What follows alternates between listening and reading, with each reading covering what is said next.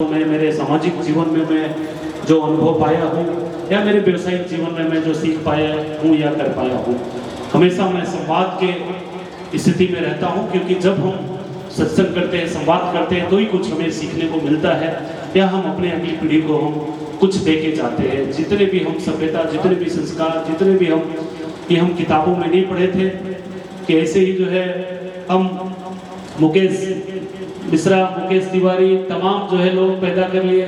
हमें समाज के माध्यम से हमारे पूर्वजों ने हमें जो दिया है वो संवाद से, आशीर्वाद से, बातों से सिखा के अपने आचरण में हमें मिला है।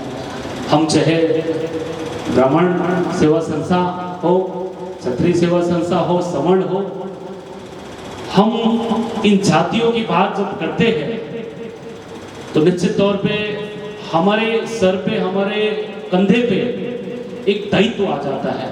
ये हमारे पूर्वजों ने सिखाया है कि गांव का क्षत्रिय का क्या फर्ज होता था, क्या कर्तव्य होता था, या पंडित जी का क्या कर्तव्य होता था, गुरु जी का क्या कर्तव्य होता था।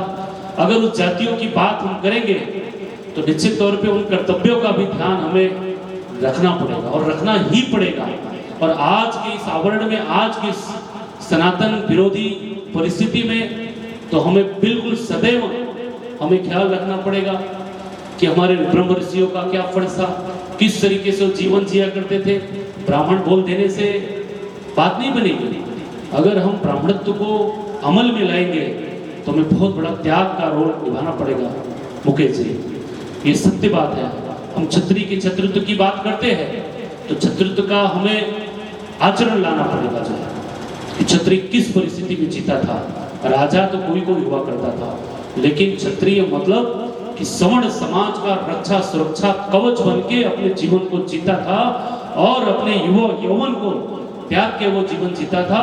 और सभी सनातन ऋषि बोलते थे देवता गाय और ब्राह्मण की रक्षा करते करते अपने प्राणों की आहुति दे दिया करता था। वो छत्रत्व धर्म होता है। और ब्राह्मण तो ऋषि जिनके आप सभी पुत्र हैं, वही फ्लड है, वही दुर्वासा ऋषि, वही गौतम ऋषि, वही जो है बड़े बड़े ऋषि मुनियों के आप जो है वंशज है।